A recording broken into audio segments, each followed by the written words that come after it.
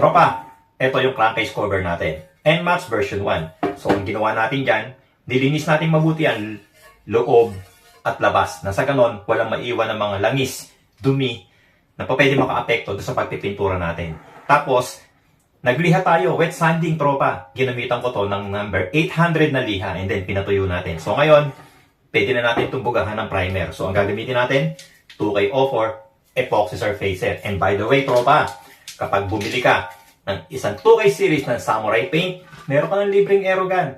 Mas mapapadali na yung pagpipintura mo. Easy-easy na lang mag-DIY gamit ang Samurai Paint.